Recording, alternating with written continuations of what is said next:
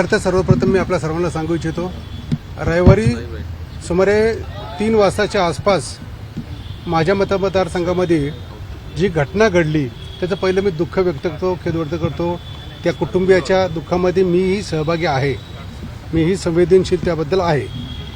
गेले 2-3 दिवसापासून काही लोक जाणीवपूर्वक या ठिकाणी सोशल मीडियाच्या माध्यमातून माझ्या प्रतिमेला दाग लागावा अशा पद्धतीचे वक्तव्य करत आहेत किंवा काही पोस्ट शेअर करत आहेत. त्याचा खुलासा आणि त्याची माहिती देण्यासाठी मी आपल्याला या ठिकाणी आलेलो आहोत.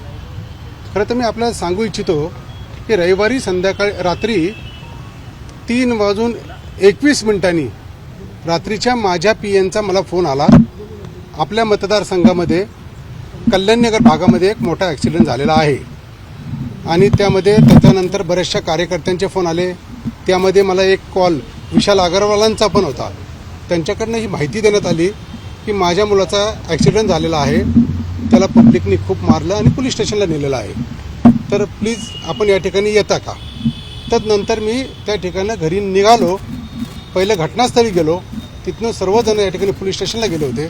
मी सुद्धा त्या ठिकाणी पोलीस स्टेशनला गेलो. पोलीस स्टेशनला गेले असता त्या ठिकाणी PI साहेब अवेलेबल नव्हते. तर मी तिथं माहिती घेतली असता त्यांनी म्हणले साहेब आता बाहेर गेले. तर मी त्यांना फोन लावला. त्यांच्याकडनं माहिती मिळाली की जखमींना घेऊन त्या ठिकाणी ते हॉस्पिटलला गेलेले आहेत.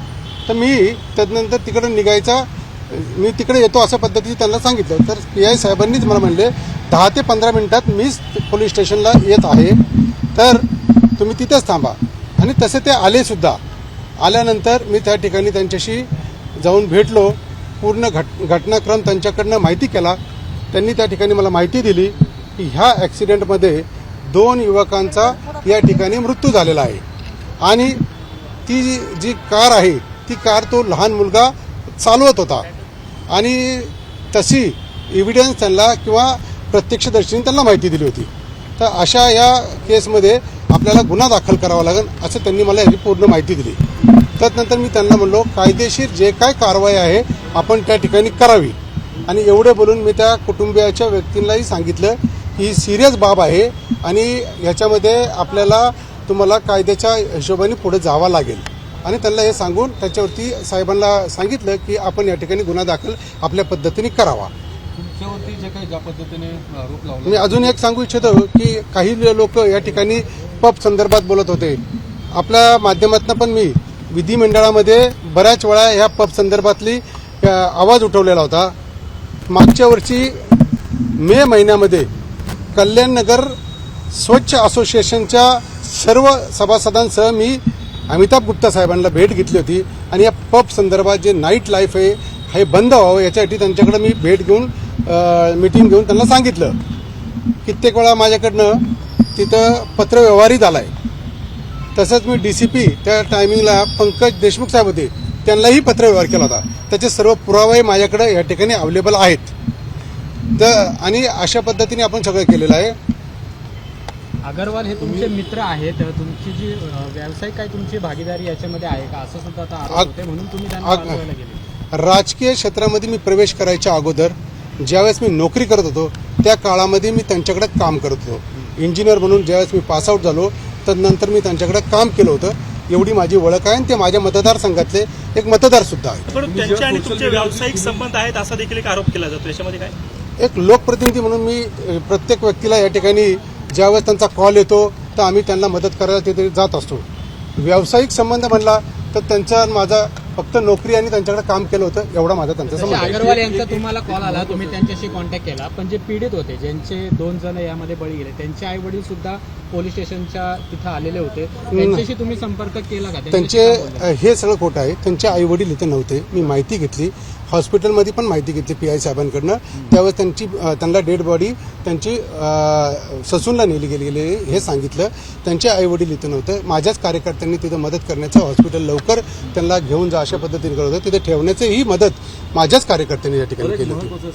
साधारण अपघात झाल्यानंतर आपण पोलीस स्टेशनला जाणं अपेक्षित आहे की रुग्णालयात? नाही, मी अपघात झाल्यानंतर मी त्या ठिकाणी पहिलं घटनास्थळी गेलो आणि तदनंतर मला कळालं की ते कुठे आहे आणि तसं मी PI साहेबांकडून माहिती घेतली.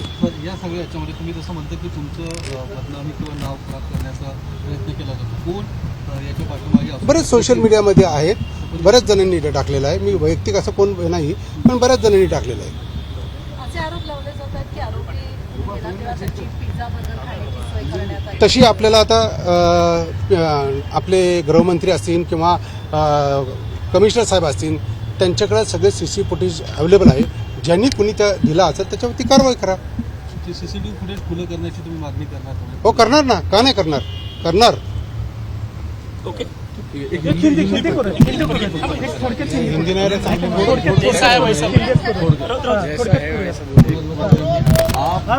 ऊपर बार बार ये आरोप किया जा रहा है कि आप उस रात जिस दिन ये हादसा हुआ उस रात आप उस पुलिस स्टेशन में थे। पुलिस स्टेशन में मुझे जब ये घटना यहाँ पर हुई तब मुझे रात के 3:21 पे मेरे PA ने मुझे ये इन्फॉर्म किया कि अपनी कॉन्स्टिट्यूंसी में यहाँ पर बड़ा एक्सीडेंट हुआ है। और उसके बाद काफ़ी लोगों के मुझे फ़ोन आए और उसमें एक अग्रवाल फैमिली में अग्रवाल का मुझे फ़ोन आया और उन्होंने बताया कि मेरे बच्चे का एक्सीडेंट हुआ है और उनको काफ़ी पीटा भी गया है, पुलिस स्टेशन लेके गए। तो हम लोग मदद के लिए उन्होंने कॉल किया था। मैं वहाँ पर पहुँचा और मैंने वो देखा, PI साहब से मुलाकात करने की कोशिश की, वो वहाँ अवेलेबल नहीं थी। तब मैंने उन्हें फ़ोन से कांटेक्ट करने के बाद उन्होंने 15 मिनट में पुलिस स्टेशन आ रहा हूँ, आप यहाँ मत आओ, ये बताया। आने के बाद मैंने उनसे पूरी घटना की ये जानकारी ली। उन्होंने उसमें मुझे बताया कि इसमें 2 लोगों की मौत हुई है और इसमें एक बच्चा ये कार ड्राइव कर रहा था, तो उस पर क्रिमिनल ऑफेंस लगाए जाएंगे। तो उसमें मैंने उनको बताया जो भी कायदे से बनता है वो सब ऑफेंस आप लगा सकते हो। उसी बात में वो बताने के बाद मैं अपने घर चला गया। आपके पार्टनर थे वो अग्रवाल?